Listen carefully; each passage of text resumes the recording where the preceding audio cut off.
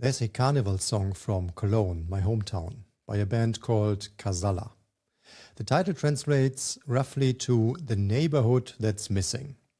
The idea is beautiful. Tear down the old city and together we build the neighborhood we've always wanted. The greatest place on earth. We live exactly how we please. Love, imagination and dynamite. Come join in. Tens of thousands of people sing this every year, arm in arm, beer in hand, and they mean it. Here's my question for today. Why does that neighborhood never get built? Not just the one in the song, any of them. The new company system that replaces the broken legacy mess. The bold climate policy everyone claims to support. The political fresh start that voters keep demanding.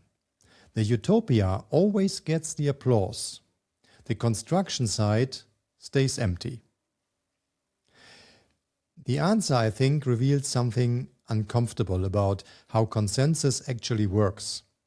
And once you see it, you can't unsee it. In politics, in business, in your own projects. So let's dig in.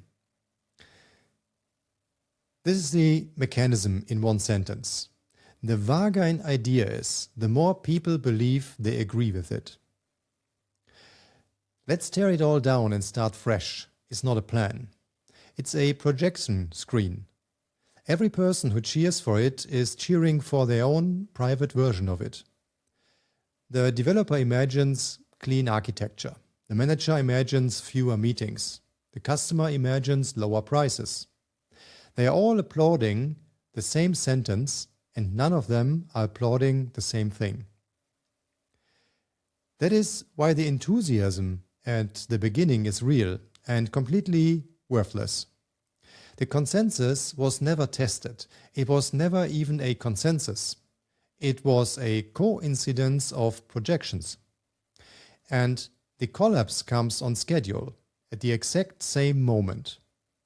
The moment someone asks, "Okay, so what do we do first and who pays for it?" Suddenly the room gets smaller. Opinions diverge. You discover that what you thought was common ground was actually a set of partial overlaps. The grand vision shrinks to a compromise. The compromise shrinks to small adjustments. And the small adjustments get implemented step by step, which is corporate language for so slow that nobody has to admit the vision is dead. Compare the final result to the original demand and the distance is embarrassing.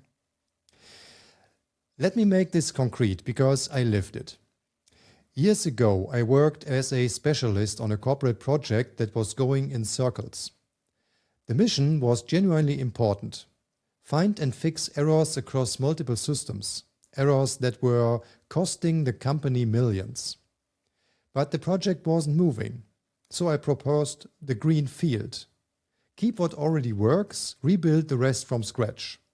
Stop patching a structure that resists patching. And here's the interesting part. People liked it. Not just colleagues, stakeholders supported the idea. For a moment it looked like the fresh start had momentum. Then, gradually the appetite shifted. Let's not rebuild, let's adjust. Small changes only, step by step.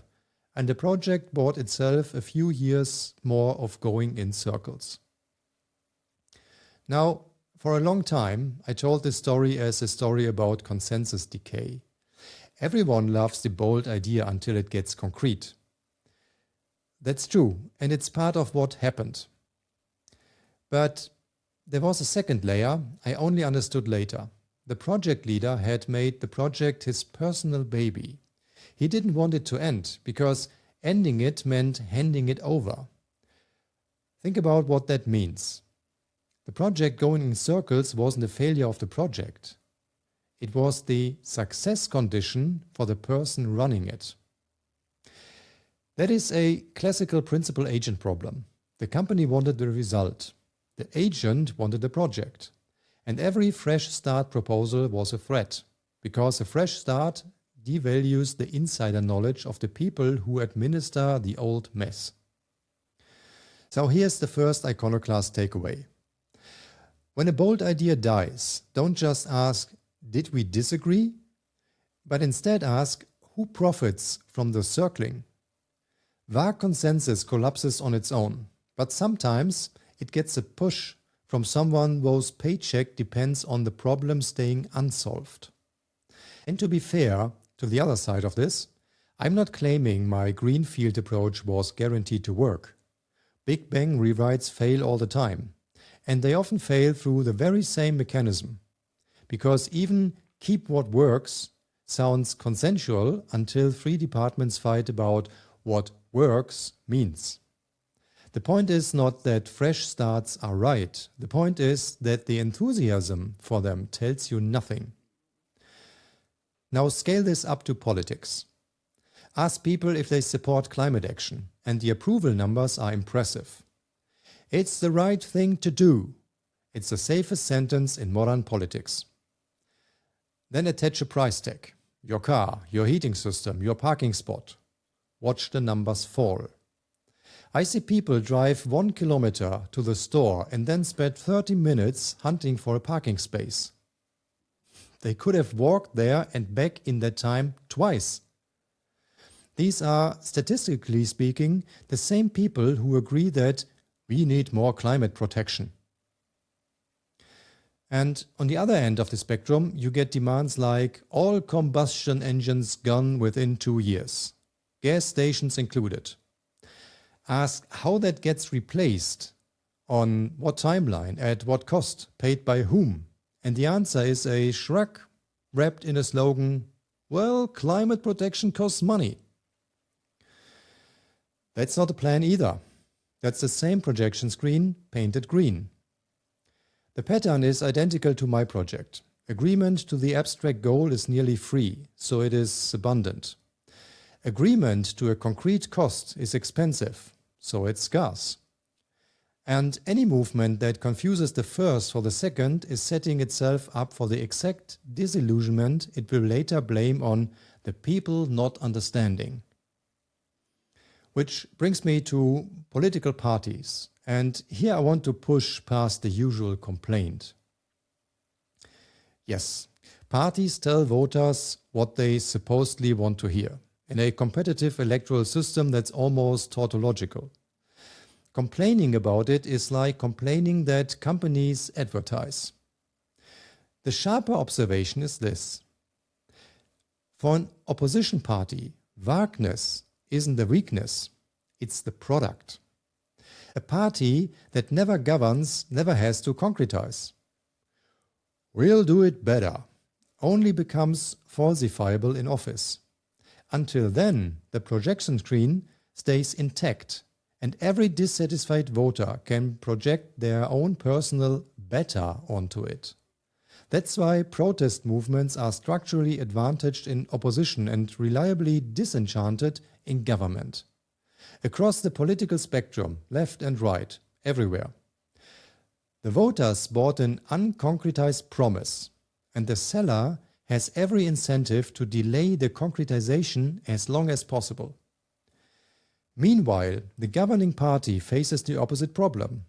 Everything it does is concrete. Therefore, everything it does disappoints someone's projection. When votes drift away, you will hear that voters didn't understand the policy, which may occasionally even be true, but as a communication strategy, it's an admission of failure.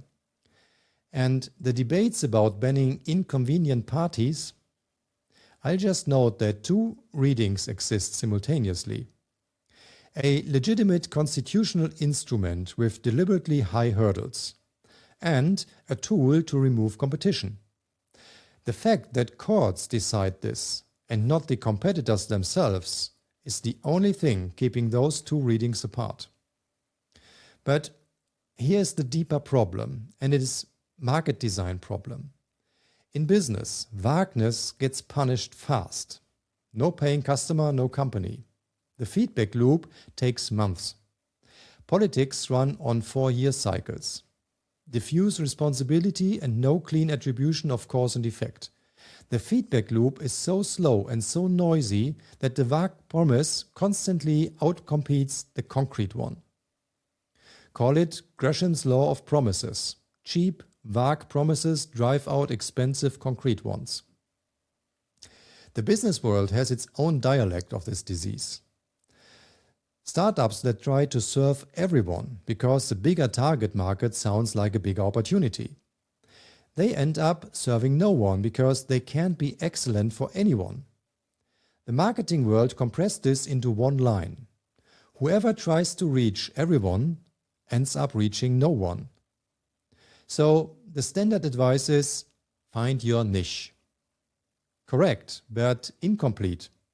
Because a niche can also be too small, concretized too far, and there's no customer left inside. Stay too vague and every customer thinks you might be for them and none of them buys.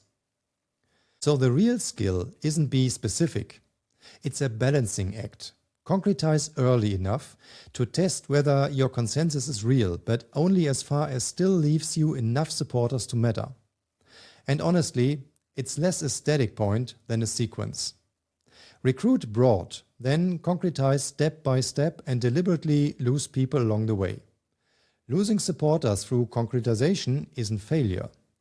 It's the vague consensus finally being converted into a real one. Let me end with the smallest version of this pattern I know, because it fits in a single word. I've asked people many times, what matters more to you? Reach or deep conversations?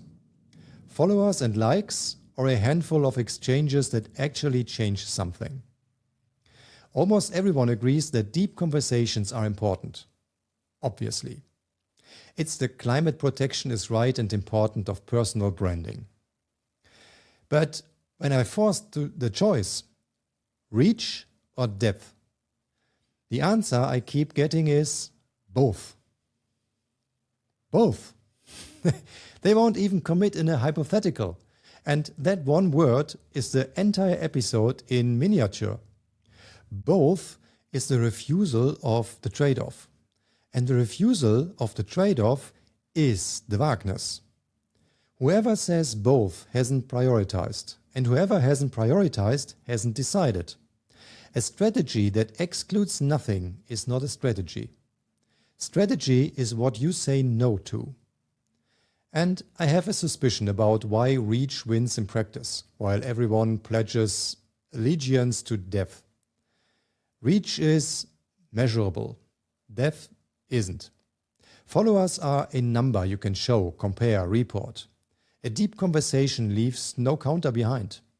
So people optimize what can be counted and profess what sounds good. The same free applause, real cost gap we've seen all episode. And the moment the metric becomes the goal, it stops measuring what you actually wanted. Goodhart's law working exactly as advertised. But let me apply the knife to my own side too, because that's the job here. Depth over reach can become its own comfortable vagueness. It also gets easy applause, as long as you don't concretize. Depth with whom, about what, toward which outcome, at what cost. Someone with zero reach eventually holds their deep conversations only with themselves. So the honest answer isn't depth beats reach. It's as much reach as necessary to find the right few and not one click more. That's a sentence you can actually be held to, which is exactly why nobody wants to say it. One last thing about the Carnival song. Even if the new neighborhood got built exactly as dreamed, the story wouldn't end in harmony. Sooner or later, someone disagrees with something. Power struggles emerge, structures form, and the community that wanted to abolish rules discovered it needs someone to set them. Sociologists have a name for this: the iron law of oligarchy. Every movement that sets out to abolish hierarchy grows its own, because coordination doesn't scale without it. The song honestly ends at exactly the right moment, right before the new neighborhood needs a building authority. Dynamite is the easy part. It always was. So here's what I'd ask you to do this week. The next time an idea makes you want to cheer in a meeting, in a manifesto, in a feed, pause and ask one question. What does this concretely mean? What does it cost? And who pays? If the answer survives that question, cheer twice as loud. If it doesn't, you just saved yourself a few years of going in circles. Thanks for listening. This was Iconoclast Insights. See you next week.